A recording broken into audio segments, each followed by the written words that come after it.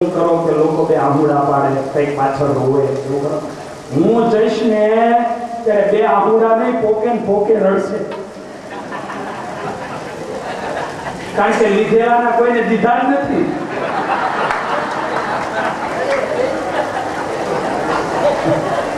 જેના જેના લીધા છે બધાય રોવાના, પોકે ને પોકે રોવાના, ઓછા નથી કોઈ. એટલે ઘણા આવું કરે, રોવડા જાય જઈએ જીવનની અંદર ત્યારે કઈક એવું હોવું જોઈએ કે બે આમના માણસ બસ અંતિમ યાત્રા જેથી નીકળે. જબ તું જગ में आए जग हंसे तुम रोई, जब तू जग में आए जग हंसे तुम रोई, ऐसी करनी कर चलो तुम हंसे जग रोई, ऐसी करनी कर चलो तुम हंसे जग रोई. ત્યારે જગતમાં હું ને તમે આયા ત્યારે જગત હસતું હતું, પેંડાને પતાસા 5-25 જણા વહેંચતા હતા. અને એવી કરણી કરીને જાણવું છે બાપ કે આપણે જે દિવસે જઈએ તે દિવસે આપણે હસતા હસતા જતા હોય, પણ એ જગત જે છે એ જગત રોતું હોય તો વ્યક્તિ જેવી વ્યક્તિ અમારી બીચમાંથી ચાલી ગઈ, વ્યક્તિ જેવી વ્યક્તિ અમારી બીચમાંથી ચાલી ગઈ. અને બસ કરવું તો જીવનમાં આવું દિવ્ય જીવી કરવું, દિવ્ય જીવી બનો. કેટલું જીવ્યા છો એ મહત્વનું નથી, કેવું જીવ્યા છો એ મહત્વ. જે કંઈ પણ જીવીએ સુવાસે યુક્ત જીવીએ, લોકોને આનંદ અપાવીએ એવું જીવીએ, લોકોને આપણી યાદ આવે અને લોકોની આંખ ભીની બની જાય, એનું નામ જીવન કહેવાય, એનું નામ જિંદગી કહેવાય, એને જિંદગી કહેવાય, એને જીવન કહેવાય. માટે આવું છે. પરીક્ષિત રાજા કહે છે મારે દીર્ઘજીવી નથી જવું, મારે દિવ્યજીવી થવું છે. અને સુખદેવજી મહારાજે કહ્યું ભાઈ તમારું અમૃત લઈને ચાલ્યા જાઓ. આ કથાનો મહિમા કે કથાની શરૂઆત થાય અને એ સમયે દેવતાઓ પણ અમૃતના કુંભ લઈને આવે છે. હું ને તમે ભાગ્યશાળી છીએ કે આપણને કથા ગંગા ઘરે મળી. અને આટલી કથા મળી હોય છતાંય ઘણા એમ કહે મને પત્રિકા કંકોત્રી નથી મળી, મને કંકોત્રી નથી મળી, તારી જન્મોત્રીમાં લખ્યું નથી કથા સાંભળવાનું. સમજ્યા હું કીધું? ઘણા એવો ધોખો કરતા હોય મને કંકોત્રી નથી મળી એટલે મને નથી આવું. કંકોત્રી નહીં, તારી જન્મોત્રીમાં નથી લખ્યું કથા સાંભળવાનું, માટે તું નથી આવ્યો, માટે નથી આવ્યો. કંકોત્રીની ઈચ્છા રાખો, જન્મોત્રીની ઈચ્છા રાખો. કે જન્મોત્રીમાં લખાઈને આવ્યું હોય તો જ આ પગથિયે ચડી શકાય, નહીં તો બાપા નો જ ચડી શકાય. આ કથા એવી તો દિવ્ય છે. કથા સુધા કેવલ આ વસુધા, આ પૃથ્વી એની ઉપર જ ઉપલબ્ધ છે. દેવતાઓ પણ અમૃતના બદલે આ કથામૃત એની માંગણીઓ કરે છે. હે પ્રભુ આપ પ્રસન્ન થાઓ તો અમને કથામૃતનું પાન કરાવો. એવી આ કથા મને ને તમને મળી છે બાપ, એનું પાન કરો, એનું પાન કરો. આવી આ કથા એના મહિમાને સમજાવતા કહે છે રાજન નારદજી એક સમય વિશે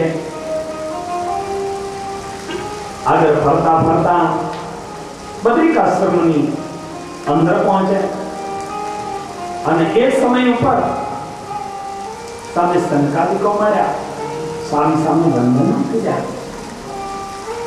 સંકાદિકોએ કહ્યું અરે નારદજી આપ શોકાતુર કેમ જણાવો છો? નારદજી કહે છે નહીં કોઈ શોક છે નહીં પ્રભુ, આપ મુક્તિ કહો છો પણ આપના ચહેરા ઉપર શોક સમાયેલો છે, આપ દુઃખી છો.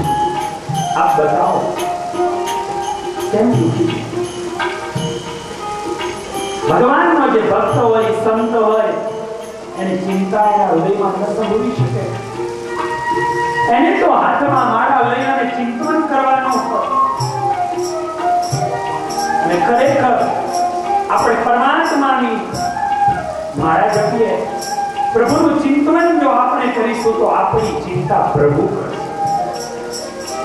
આપણે ચિંતન કરીશું તો આપણી ચિંતા પ્રભુ કરશે. પ્રભુ કરશે.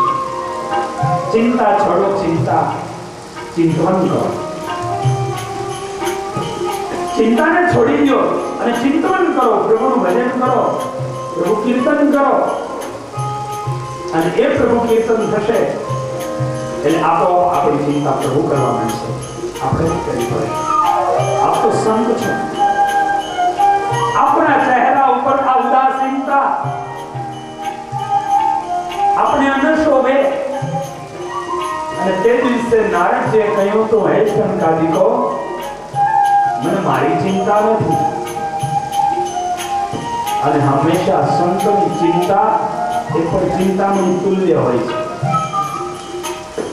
જગતની ચિંતા એ ચિંતા સમાન હોય, પણ સંત ચિંતા કરે ને એ ચિંતામણી તુલ્ય હોય. કારણ કે સંત જ્યારે પોતાની માટે ચિંતા ન કરે, સંત જે ચિંતા કરે એ ચિંતા એ કેવલ અને કેવલ એ જગતની હિતની ચિંતા કરે. સંત જગતના હિતની ચિંતા. નારદજી કહે છે કે મેં એક દ્રશ્ય જોયું. મને એમ થયું આ ભારત ભૂમિ કે જે ભારત વિશ્વની અંદર આધ્યાત્મિક જગતનું આ હૃદય છે, વિશ્વનું આધ્યાત્મિક જગતનું આ ભારત છે ને એ હૃદય છે.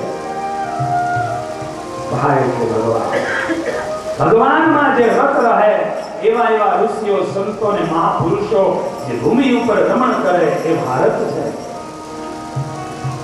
એવી આ ભારતની ભૂમિ છે, એવી આ ભૌમકા છે, એવી આ ધરતી છે. અને એ ભૂમિ એના દર્શન કરવા જવાનું મન છે. ને ખરેખર આ ભૂમિ, એનું વાતાવરણ, એની સાનુકૂળતા તો બીજે તમને ક્યાંય જોવા નહીં મળે એવું એનું વાતાવરણ. પણ આપણે ઉછીતું લાવવા માંડ્યા. આપણે ઉછીતું લાવવા માંડ્યા. બહારથી લાવી અને એ પ્રમાણે આપણે લાવી અને બહારનું અનુકરણ કરવા માંડ્યા. બહારના અનુકરણ પ્રમાણે આપણે જીવવા માંડ્યા. જ્યારે એ લોકો એ પશ્ચિમી સંસ્કૃતિથી કંટાળ્યા એટલે હાથમાં કીર્તન લઈ હરે કૃષ્ણ હરે રામ હરે કૃષ્ણ કરવા માંડ્યા. આપણે બહારની સંસ્કૃતિને લાવી અને ક્લબોમાં જઈ ટૂંકા કપડાઓ પહેરીને આપણી બેન દીકરીઓ નાચે છે. દુઃખ છે એનો. વિચાર કરવો આપણે કોણ છીએ? આપણે કોની ધરોહર છીએ? એમ કહેવાય કે સીતાજીના જ્યારે ઘરેણાઓ અને એ ઘરેણાઓ એ આપવામાં આવ્યા અને એ લક્ષ્મણજીએ જ્યારે જોયા ત્યારે ખાલી એને નુપુર જોયા હતા અને કીધું તો આટલી ખબર છે કે આ સીતાના ઘરેણા છે. એના શરીરની ઉપર એ શરીરના અંગ ઢંકાય એવી રીતના તો એના વસ્ત્રો પરિધાનો હતા. એ પણ જ્યારે હું ચરણ સ્પર્શ કરતો ત્યારે ખબર પડતી કે એના પગમાં નુપુર ઝાંઝર પહેર્યા છે. માટે હું એને ઓળખું છું. આપણી સંસ્કૃતિ એ સાડીની અંદર દીકરીને જોજો અને એ એક આદેશની એક સંસ્કૃતિની પરિભાષા છે. આજ જ્યારે આપણે બહારનું ઉસીતું લાવી અહીંયા કરવા લાગે આપણે એ તરફ જવું છે. એ કરવા માંડ્યા ત્યારે એ લોકો થાકી ગયા એટલે એમના હાથમાં કરતાલો લીધી અને એ કરતાલ લઈ અને ભૂલી આવો હરે રામ હરે કૃષ્ણ એ કરવા લાગ્યા. હું એલે ગયો. અમે ત્યાં એક મંદિરમાં દર્શન કરવા ગયા. ઉંડાળમાં જંગલમાં એક મંદિર હતું. અરવિંદના ભાઈને લઈ ગયેલા પ્રમુખ ભાઈને અને ત્યાંથી પછી એક વચ્ચેના રસ્તાના મંદિરમાં અમે ભૂલા પડ્યા. ગાડી ઉભી રાખીને મંદિર દેખાણું એટલે દર્શન કરવા ઉતર્યા. અમે જેવા નીચે ઉતર્યા એ સમયે ભૂરીઓ ધોતિયું પહેરેલું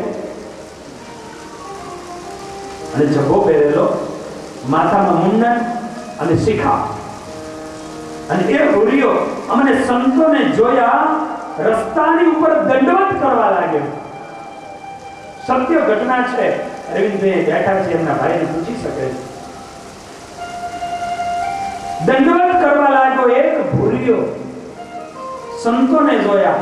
આપણે તો સત્સંગી થઈએ ને તો પગે લાગતા શરમાઈએ. દંડવત તો ગયા, સારું છે એટલું જાય ઓછું આપણું, પણ પગે લાગતા આપણને શરમ આવે અને લાગે તો અત્યારે લેટેસ્ટ પદ્ધતિ ઢીચણ જેવું મળશે. જે છે એ ચરણારીમાં છે, અંગૂઠે છે, પગે ત્યાં લાવો, સ્પર્શ ત્યાં કરો, ત્યાંથી જે મળવાનું છે મળવાનું. એ લોકોને એમાં આનંદ મળ્યો. એને ખબર પડી કે સાચી આ ઓળખ છે. એક ઋષિ ત્યાં પહોંચ્યો અને જઈને એને ઓળખાણ કરાવડાવી, હાથમાં કરતાલ લઈ અને હરે રામ હરે કૃષ્ણ કરવા લાગ્યા, કીર્તન કરવા લાગ્યા. વિચાર કરજો જ્યારે આપણે ત્યારથી પશ્ચિમી સંસ્કૃતિના તાલે નાચવા માંડ્યા. એસજી હાઈવે ઉપર જઈ ત્યાં જઈ નાચવા માંડ્યા. શરમ આવવી જોઈએ. આપણે કોની ધરોહર છીએ? દ્રશ્યો જોઈએ કેટલા દુઃખ થતા હશે. જેને સંસ્કૃતિની ગરિમા હોય, જેના હૃદયની અંદર પડી હોય, જેને ભારતીયતાની અને જેની અંદર દાજ હોય, એને આ દુઃખ થાય. બાકી તો જુઓ દ્રશ્યો જ્યારે જોઈએ છીએ ત્યારે આંખો ભીની બની જાય છે. મારા દેશની જનતા આતંક થઈ રહી છે, આ થઈ રહ્યું છે. તમને પરમાત્માએ આપ્યું છે, તમે એને ભોગવો, પણ વિવેક દ્રષ્ટિથી ભોગવો. ધર્મ, અર્થ, કામ અને મોક્ષ, તમે કામને પણ ભોગવો, તમે અર્થને પણ ભોગવો, પણ ધર્મ અને મોક્ષની બીચમાં રહીને ભોગવો. ધર્મની સંગાથે રહ્યો, ધર્મને સાથે રાખો. હમણાં ઉત્સવ મનાવા છે, કેટલા નાચે છે જોઈએ આપણે. ત્યાં શરમ આવશે. હમણાં કૃષ્ણ જન્મોત્સવ મનાવા છે, કેટલા નાચે છે આપણે જોઈએ. તે શરમ આવશે. એ જગ્યાએ નહીં. આજે એક રાષ્ટ્ર, એક સંસ્કૃતિ રહ્યા છીએ, એના દુઃખ થાય છે કે આજ અમારું આ યુવા ઘણી કઈ તરફ જઈ રહ્યું છે. અને આને કારણે કરીને એ માણસ, અમે એનું ભવિષ્ય જોઈ રહ્યા છીએ કે એક દિવસ અશાંત બની જશે. એને ક્યાંય ચેન નહીં હોય, એને ક્યાંય શાંતિ નહીં હોય, અને એટલા માટે શાંતિ અને ચેન પાડવા માટે એને ડ્રગ્સના ઇન્જેક્શનો લેવા પડશે. શિકારોની અંદર ડ્રંકિંગ કરતો હોય છે. સારા ઘરના દીકરાઓ ત્યાં ઉભા કોફી બાર, ત્યાં ઉભા કામ કરશે. આપણે કલ્પના ન કરી હોય. જોજો, જાગજો. તમારું બાળક તમારા ઘરેથી જાય છે, કઈ રીતે આવે છે એની જોજો, તપાસ કરજો. એ ક્યાં ફરવા જાય છે એનો ક્યારેક ખ્યાલ કરજો. કેવલ સંપત્તિ માટે ન થતા. તમારા દીકરાઓની માટે તમે ધ્યાન આપજો, તમારી દીકરીઓની માટે ધ્યાન આપજો. કે તમારો પરિવાર, તમારા દીકરા દીકરીઓ ઘરેથી ગયા, એ ક્યાં ફરે છે, શું કરે છે, એની પાછળ ક્યારેક સમય કાઢશો. ને બાકી કેવલ રૂપિયા કમાવામાં સમય જો કાઢ કરશો, 7 પેઢી ન ખૂટે ને એટલું ભેગું કર્યું છે. પણ જો તમારા દીકરાઓ એ સંસ્કારી નહીં હોય તો 7 પેઢી શું, એક પેઢીમાં એક ફના કરી નાખશે. કારણ કે એને સંગ એવો થઈ ગયો છે, એવી ચાલ ઉપર ચડી ગયો છે, એવી ચલગત લાગી ગયો છે કે એક પેઢી પણ પૂરી નહીં થવા દે, બધું ફના કરી નાખશે, બધું પૂર્ણ કરી નાખશે. જરૂરત છે સંસ્કાર, જરૂરત છે સભ્યતાની. આપણી અંદર આપણી સભ્યતા, આપણી સંસ્કારિતા હોવી જોઈએ. એ રીતે આપણે જીવવું છે. આજ ભારત, નારદજી આજે સંતાદિકોને કહી રહ્યા છે, આવો અમારો ભારત દેશ, સારા એ વિશ્વનું આધ્યાત્મિકતાનું જે હૃદય છે, અને હૃદય જો ન હોય, બધા જ સ્પેર પાર્ટ કામ કરતા પણ હૃદય બંધ થઈ જાય તો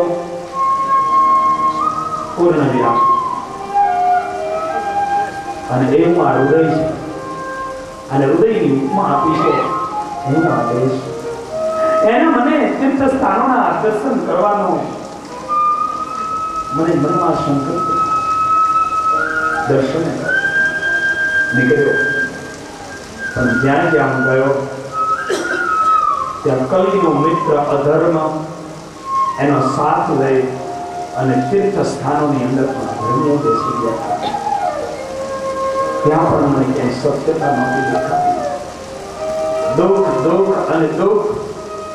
સત્ય માણસો, નીતિવાન માણસો, એને ગાયો મળતી હતી, અપમાનો મળતા હતા, સારી સારી વાતો કરે, એના સન્માન થતા હતા. આખું વર્ણન કર્યું છે નારદજીએ. ત્યાં ત્યાં શું બોલ્યું, શું હતું. અને આખી આ જોડીને હું દુઃખી થયો. ફરતો ફરતો યમુનાના કિનારે ગયો. પણ યમુનાના કિનારા ઉપર જ્યારે હું ગયો ને ત્યારે મેં એક ત્યાં દ્રશ્ય જોયું. અને એ દ્રશ્ય એ હતું, એક તરુણી, એની સાથે દાસીઓ પણ હતી. બે વૃદ્ધ પુરુષોની સંગાથે ત્યાં બેઠી હતી. વૃદ્ધ પુરુષોને આ યુવતી જગાડવાના પ્રયત્ન અને પ્રયાસો કરતી હતી. અને એને જ્યારે મને જોયો, અવાજ કર્યો, ભો ભો સાધો, હે સાધો, અહીંયા આવો, અવાજ કર્યો, ભો સાધો, હે સાધો, અહીંયા આવો, મારા મનના દુઃખને દૂર કરો. આ અવાજ સાંભળ્યો,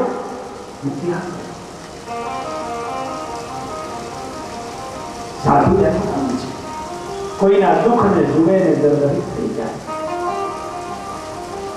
એ સાધુ છે.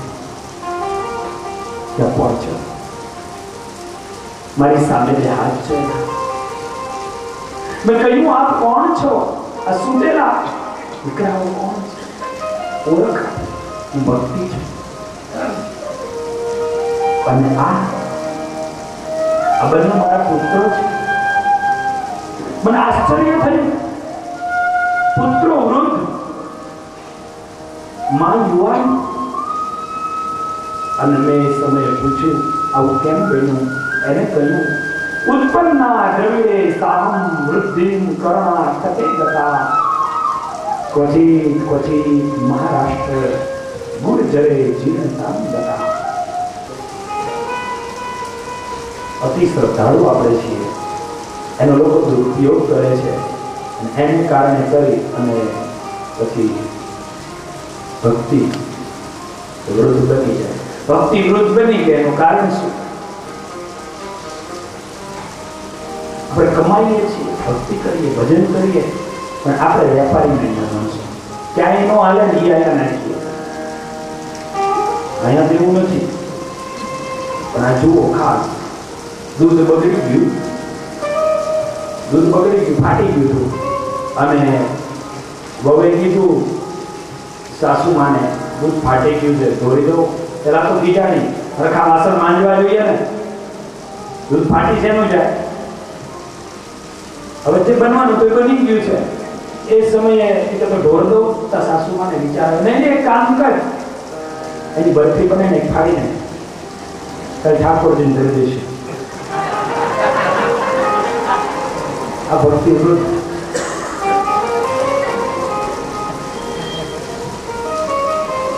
આને કહેવાય ભક્તિ વૃદ્ધ થઈ ગઈ.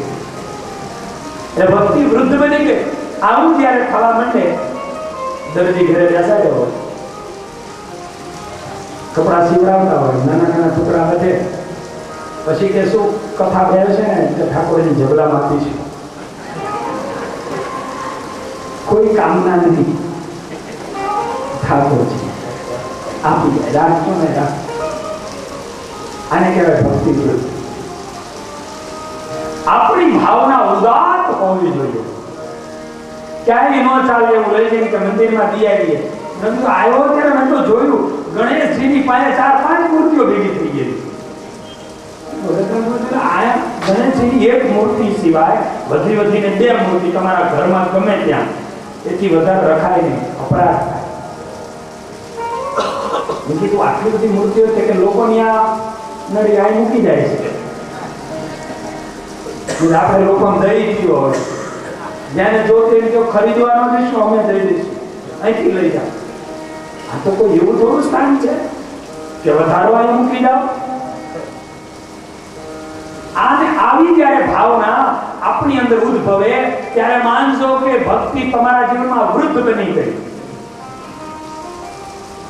પણ એક તમે જાઓ, ફૂલની માર્કેટ છે, સુંદર મજાના ગુલાબ કે મોગરા ખીલા છે, અને એ ટાઈમ ઉપર એની ઉપર દૃષ્ટિ થાય, તમારા ગજવામાં કાંઈ છે, અને ભાવના જાગે કે નહીં, કેટલા સુંદર ગુલાબ છે, કેટલા સુંદર મોગરા છે, બસ મારા ઠાકોરજી માટે લઈ જવા છે, કોઈ પણ ભોગે મારા ઠાકોરજી માટે લઈ જવા છે. અને આવી ભાવના જ્યારે થાય ત્યારે તમારી ભક્તિ યુવાન. શાક માર્કેટમાં જઈએ, ફ્રૂટ માર્કેટમાં જઈએ અને ખરીદીમાં ભલે એક જ વસ્તુ લાવો, પણ સારામાં સારી મારા ઠાકોરજીને અર્પણ કરવું છે, આવી ભાવના કરી અને જ્યારે લાવીએ આપણે ત્યારે ભક્તિ આપણી યુવાન થઈ. મારા ઠાકોરજી એને હું સારામાં સારું અર્પણ કરું, એને કોઈ બાબત મોડી ના હોવી. મારો ભગવાન કેવો હોવો જોઈએ, એ પરમાત્મા કોઈ કેવા ત્યાં જઈએ તો ખસવાનું મન ન થવું જોઈએ, એવી મહારાજની મૂર્તિ હોવી જોઈએ. મારા મહારાજને અર્પણ કરું તો એક વસ્તુ એવી અર્પણ કરું, એવી અર્પણ કરું, બસ મારા મહારાજ રાજી થઈ જાય, મારા મહારાજ રાજી થઈ જાય. અને આ ભાવના જ્યારે જાગૃત થવા માંડે ત્યારે માનજો કે તમારા દિલની ભક્તિ યુવાન બની છે. પછી વધારો દેવાનું મન થાય ત્યારે માનજો કે ભક્તિ વૃદ્ધ બની ગઈ. ઉત્પન્ના દ્રવિડે સાહમ વૃદ્ધિમ કરણા કટે તથા પચીત મહારાષ્ટ્રે ગુર્જરે જીર્ણ કામ તથા ગુજરાતની ધરતી ઉપર ગઈ અને નારદજી કહે તો પછી फिर क्या हुआ बतावे. હું આ યમુનાની ધરતી ઉપર આવી, યમુનાનો કિનારો એ ભક્તિનો કિનારો છે. ભગવાન શ્રી કૃષ્ણ નારાયણની નાની નાની પગલીઓથી અંકિત થયેલી ભૂમિ છે. અને આજ પરમાત્માની ચરણ રજો જે ધરતી ઉપર પડી છે ત્યાં ભક્તિ છે, ભક્તિ છે, ભક્તિ છે. અને એટલા માટે કહે છે કે ત્યાં પણ લોકો આજે જુઓ ને તો બસ એમાં જ્ઞાન નથી, ત્યાં ભક્તિ હતી છે. એ માટે તો તેનો સાયકલ વાળો હોય છે ને, એ રાધે રાધે કરતો કરતો ચાલ્યો જતો હોય છે. ત્રણ મહિનાની સાયકલ લઈને જતો હોય ને તો એની મોજમાં મસ્તીમાં રાધે રાધે કે જતો હોય. આપણે સામે જે સમય બોલીએ તો એનું બોલાય.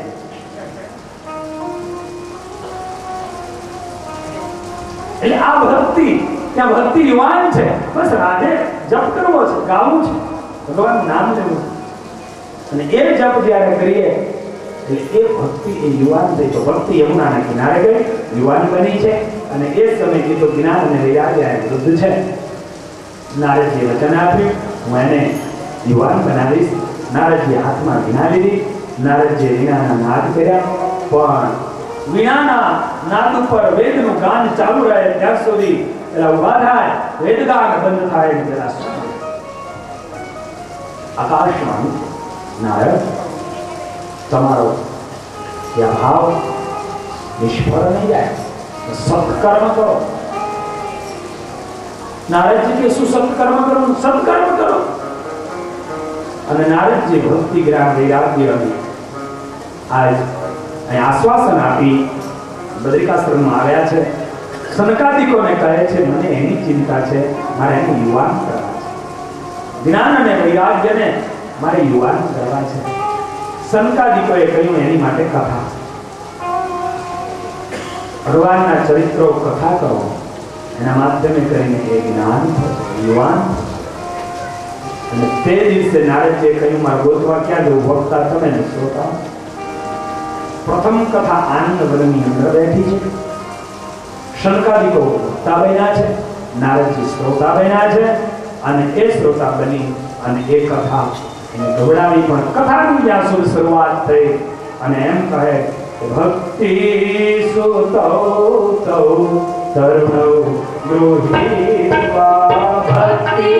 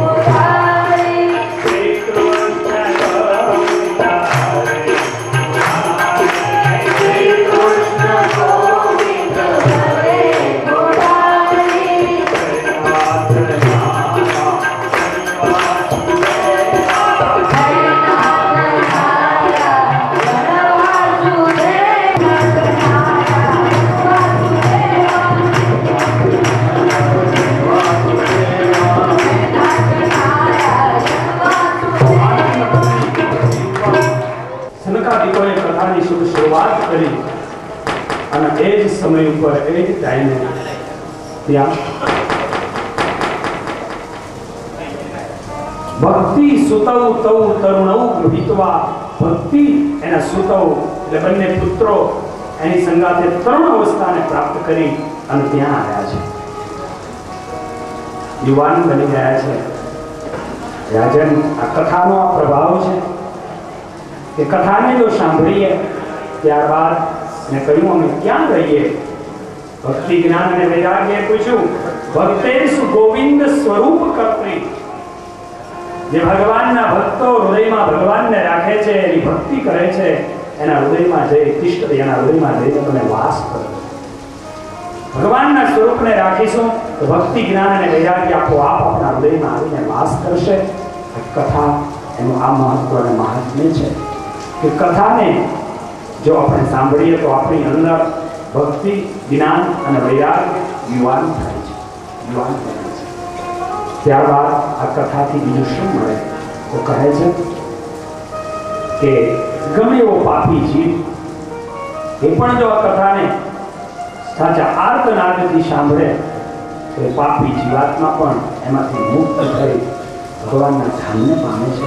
એટલે કથા કહી છે પૂરે તસ્મિન આત્મદેવ નામનો એક તુંગભદ્રા નદીના કિનારે શહેર છે, એમાં આત્મદેવ નામનું બ્રાહ્મણ રહે છે.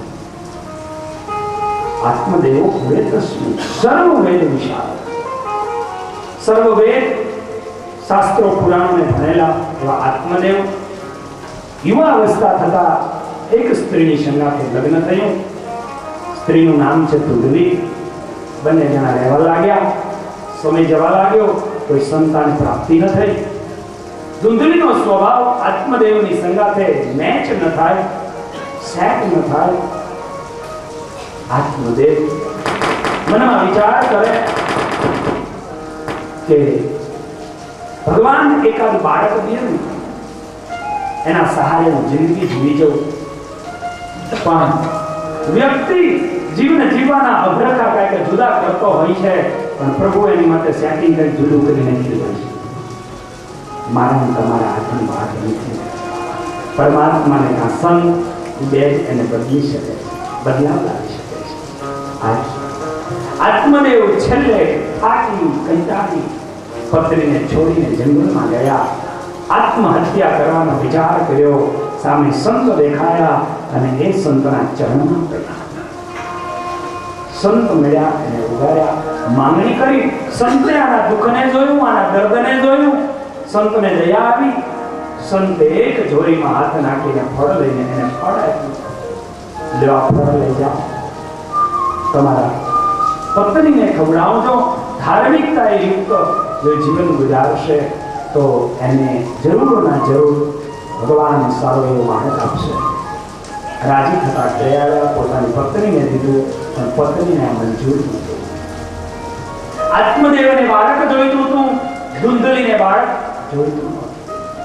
એની બેનપણીને કહ્યું, બેનપણી વચ્ચેનો રસ્તો કાઢ્યો, એ ફળ ગાયને ખવડાવી દે, અને મારે જે બાળક આવશે તું ઢોંગ કર, મારે આવ્યું બાળક તને દઈ દઈશ.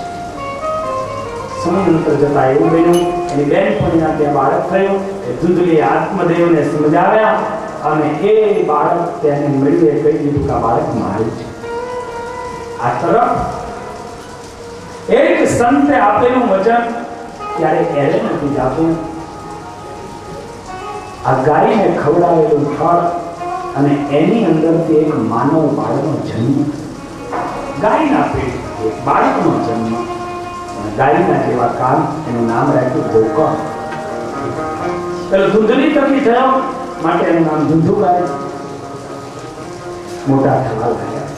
ગોકર્ણજી ધાર્મિક અને સંસ્કારી બન્યા, કારણ કે સંતના આપેલા ફળનો એક પ્રતાપ છે.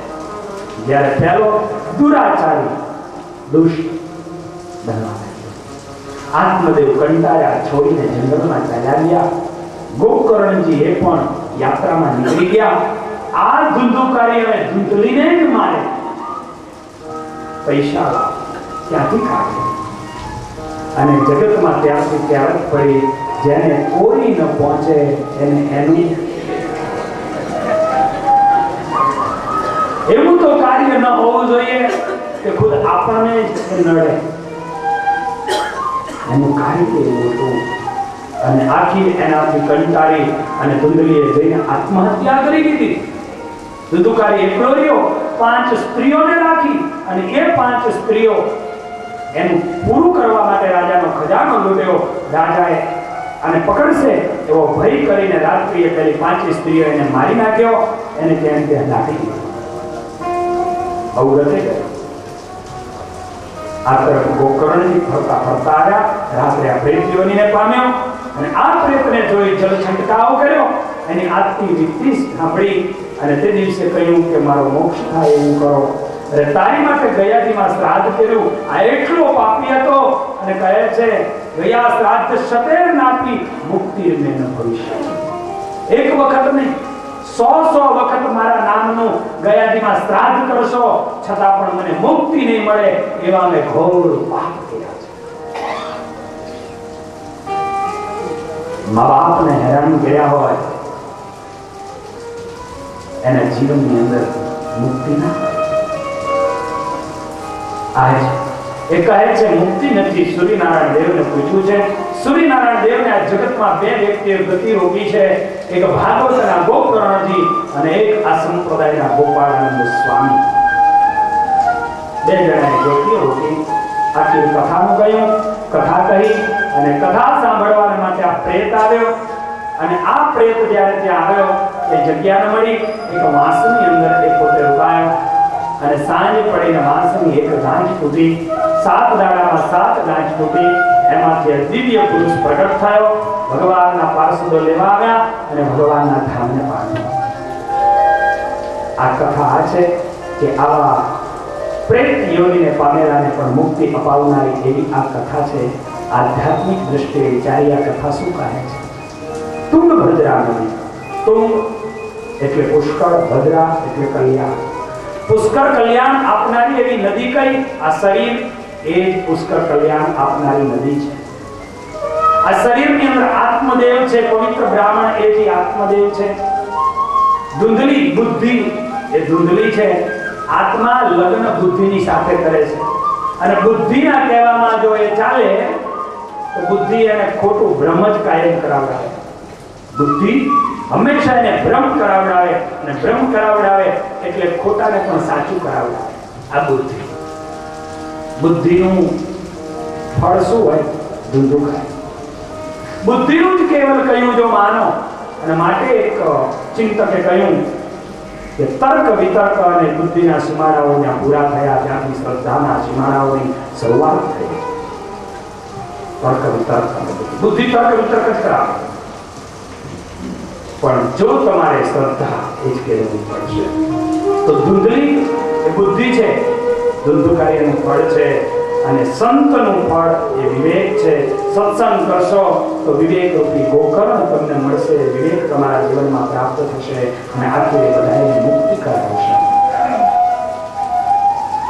જે જીવ પંચ વિષયોમાં રાચતો રહે એ જ ધુંધુકારી છે. જે જીવ પંચ વિષયોની અંદર રાચતો રહે એ જ ધુંધુકારી છે. આ પ્રમાણેની કથા કહી એને મુક્તિ અપાવડાવી છે. વાંસની ગાંઠો તૂટેલો મારડો કરાવો, એની ગાંઠો તોડવાની. એવા તો વાંસ ફોડિયા કાયમ બિચારા કેટલાય મારડા ફોડી નાખે, કાયમ મુક્તિ નથી થતી એની એના પૂર્વજોની. વાંસ એટલે વાસના. આપણી અંદર રહેલી વાસનાની જે ગાંઠો છે એ વાસનાની ગાંઠોને તોડવાની આ કથા છે. આ કથા કઈ મહાત્મ્યની જેને શ્રોતા વક્તાઓ એના ગુણો કરી મહાત્મ્યને પૂર્ણ કર્યું. મહાત્મ્યને પૂર્ણ કરી અને 10મો સ્કંદ એની અંદર પ્રવેશ કરે. સુખદેવજી મહારાજ 10મા સ્કંદની અંદર જ્યારે પ્રવેશ કરે ને પ્રવેશ કરતાની અંદર જ આજે કહે છે કથિતો વંશ વિસ્તારો ભવતા સોમ સૂર્ય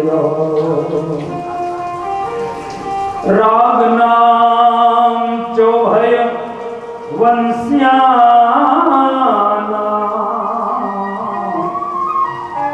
ચરિતમ પરિમાદ્ભુતમ ચરિતમ પરિમાદ્ભુતમ.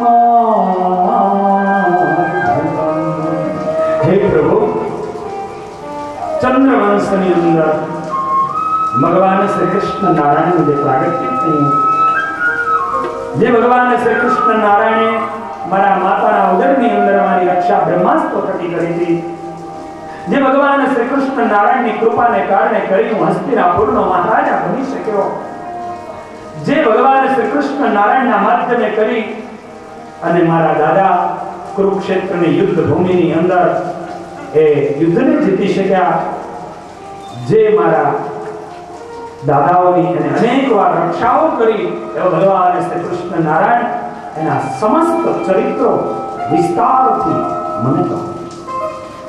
અને સુખદેવજી મહારાજ આજ આનંદ વિભોર બન્યા છે, કારણ પ્રભુના ચરિત્રોની માનવી કરી છે. અત્યાર સુધીના અધ્યાયો તો ગ્રાઉન્ડ આમાં સાચા ચરિત્રો છે. માટે કહ્યું કે આ ભગવાનની 10મો સ્કંદ એ પરમાત્માનું હૃદય છે અને સારા એ શરીરમાં હૃદય એ મેન છે. 10મા સ્કંદની કથા એને નિરોધ લીલાની કથા કહે છે. નિરોધ 5 કર્મેન્દ્રિય, 5 જ્ઞાનેન્દ્રિય, 11 મન, 11 ઇન્દ્રિયો એને ભગવાનની અંદર ઉત્પ્રોત કરી દેવા. એને નિરોધ થયો. નિરોધ લીલાની કથા છે. તમામ પોતે પોતાના દેહના ભાન ભૂલી અને પરમાત્માની અંદર ઓતપ્રોત બની ગયા છે. માટે તો ભગવાન સ્વામિનારાયણ પણ આ કથાને ભક્તિ કહી છે. 10મા સ્કંદને ભક્તિ શાસ્ત્ર કહ્યું છે. વર્ષમાં એક વખત વાંચવાની આજ્ઞા કરી છે. તો જ એને જેની ભક્તિ પ્રગાઢ થશે, પ્રાપ્ત થશે. આ એ 10મા સ્કંદની શરૂઆત કરતા ચંદ્રવંશના વર્ણન કરતા કહે છે, હે રાજન, મથુરાની ધરતી પર ઉગ્રસેન મહારાજ અને દેવક આ બંને ભાઈઓ. ઉગ્રસેન મહારાજ મહારાજા હતા. દેવક એમને દીકરીઓ હતી. એમાં સૌથી નાની દેવકી હતી. એને વસુદેવજીની સંગાથે પરણાવ્યા અને એના થકી 8મા સ્વયં ભગવાન કૃષ્ણ પ્રગટ્યા. એના તરીકે એક રાજન, આ પૃથ્વી ઉપર ચારે તરફ અત્યાચારો, અન્યાયો વધી રહ્યા છે. હવે ખુદ કંસ પોતાના બાપ એને પકડીને મારીને કારાગૃહમાં પૂરી દીધા અને પોતાના સ્થાન પર આવ્યા. ઉગ્રસેનને એક પુત્ર જેનું નામ કંસ હતું. એને પુત્રો ઘણા હતા. એમાં એક કંસ. નાનપણથી આ કંસ ક્રૂર હતો અને એક કંસે યુવા અવસ્થામાં વિચાર કર્યો, આ ગાદી જો જોઈતી હોય, આ જીવે છે ત્યાં સુધી આ ડોસો મને ગાદી નહીં આપે. અને આજે એને શ્રીયંત્ર કરી અને પોતે જ એ ગાદી ઉપર બેસી ગયો. પોતાના પિતાને કારાગૃહની અંદર પૂરી દીધા. ચારે દિશાઓની અંદર અનેક પ્રકારના અસુરો ના ભારતીય પૃથ્વી ભયભીત થવા લાગી. આ પૃથ્વીને મોટા મોટા પહાડોનો વજન નથી લાગતો. પૃથ્વીને ગમે એવા મકાનો કરે એનો વજન નથી લાગતો. ગમે એટલી વનસ્પતિઓ અને વૃક્ષો એનો વજન નથી લાગતો. પણ આ પૃથ્વીને જો કોઈનો વજન લાગતો હોય તો એને પાપીઓના પાપના ભારથી એને વજન લાગે છે. પાપીઓથી ભયભીત થઈ અને એ વજનને સહન નથી કરી શકતી પાપીઓના પાપને. એને બ્રહ્માજી આદિને પ્રાર્થના કરી. દેવતાઓ બ્રહ્માજી, શિવજી આદિ ક્ષીરસાગરના કિનારે ગયા. પરમાત્માની સ્તુતિ કરી. પરમાત્માએ કહ્યું, હું યાદુપુરની અંદર પ્રગટ થઈને આવીશ. દેવતાઓ તમે પણ ગોકુળ આદિમાં જન્મ ધારણ કરો. પ્રભુએ વચન આપ્યું. પૃથ્વી પોતાના સ્થાનમાં ગઈ. હે રાજન, આ તરફથી ઉતરી. ચારે તરફ અત્યાચારો વધી રહ્યા છે. એવા સમયમાં દેવકીજીના સંબંધ વસુદેવજીની સંગાથે થયા. ખુદ પોતે વસુદેવ અને દેવકીના લગ્ન ધામધૂમથી કરાવી કંસ એનો સારથી બની અને એ રથને હંકારી રહ્યો છે. અને પ્રભુને આ મંજૂર નથી. મારા જે માતા પિતા બનવાના છે, આ દિવ્ય પવિત્ર જીવન જ્યારે સંસારની અંદર પગરણ કરી રહ્યા છે, સંસારિક જીવનમાં જગતમાં, અને એનો સારથી જે અભિમાની એવો કંસ ન હોઈ શકે. એના માટે આકાશવાણી, હે કંસ, હે મૂરખ, જે દેવકીના રથને લઈને તું જાય છે, એ દેવકીનો આત્મો તારો નાશ કરશે. તમામ પ્રેમનો ઓગળી ગયો. ઘોડાની શરફો દૂર ફેંકી દીધી. રથ રૂકાઈ ગયો. તલવારને ખુલ્લી કરી આકાશ સામે નજર કરી અવાજ કરીને કહેવા લાગ્યો, દેખો નાસ્તિ મૂળો શાખા. એનો મૂળ હોય તો શાખા હોય, દેવકી હોય તો એનો આત્મો હોય. એ જ સમય ઉપર તલવાર લઈ દેવકીના ચોટલાને પકડ્યો. વિચાર કર્યો, એક જ તલવારના ઘાટે દેવકીને ધરતી મસ્તકને અલગ કરી નાખી. એક સમય ઉપર વસુદેવજી એને સમજાવી રહ્યા છે, હે કંસ, આ એક અવળા છે. શા માટે એમ મારે છે? તને દેવકીનો ડર છે? ના. એના પુત્રનો ડર છે ને? ના. તને વચન આપું છું, જેટલા પુત્રો થશે એટલા હું તને આપી દઈશ અને છોડી દે. મને છોડી દીધા. સમય જવા લાગ્યો. એક બાળકનો જન્મ થયો. વસુદેવ અને દેવકી એના સંસાર વૃક્ષની અંદર એક પુષ્પ ખીલ્યું. એ લઈ વચન પ્રમાણે કંસને લેવા ગયા. કંસે પાછો આપી દીધો. પણ નારદજીએ વિચાર્યું આના પાપ જલ્દી વધવા જ જોઈએ. એને સમજાયું અને આપી એને બાળકને પાછો મંગાવી માંડ્યું. વસુદેવ અને દેવકી કારાગૃહમાં પૂર્યા.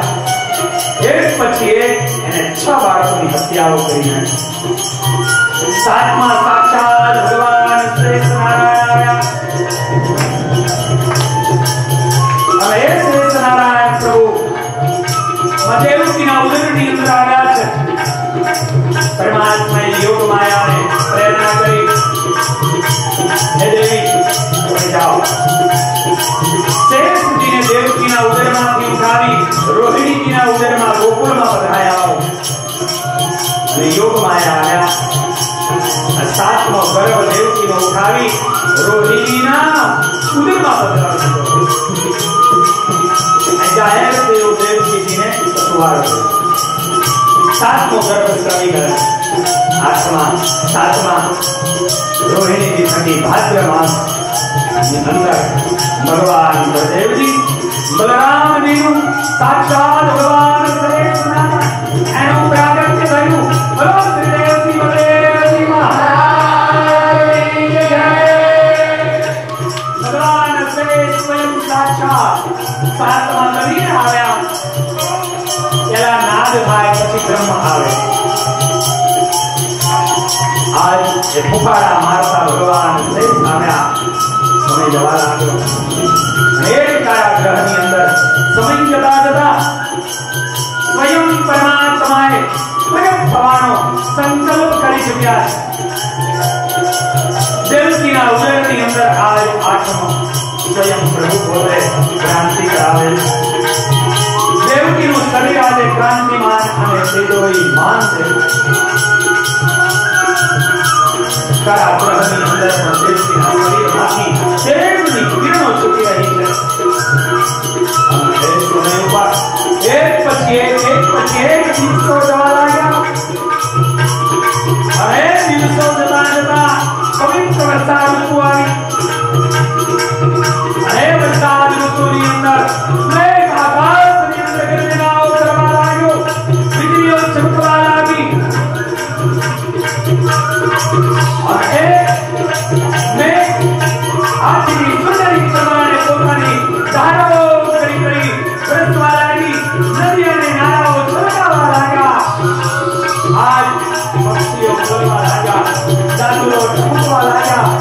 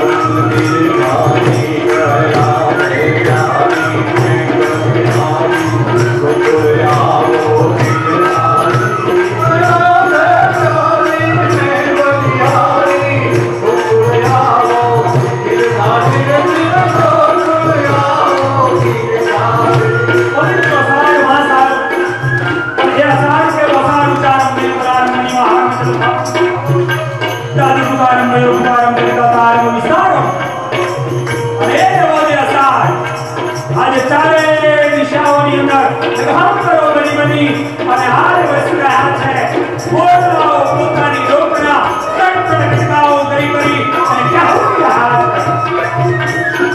आज नदियों ने नाराओं ने अंदर आज वेटाओं પોતાનો મધુરે ઓઢાઓ અવાજ કરી રહ્યા જાણે કે સ્તુતિઓ કરી કરી અને પરમાત્માના આગમનને એ યાદ કરી રહ્યા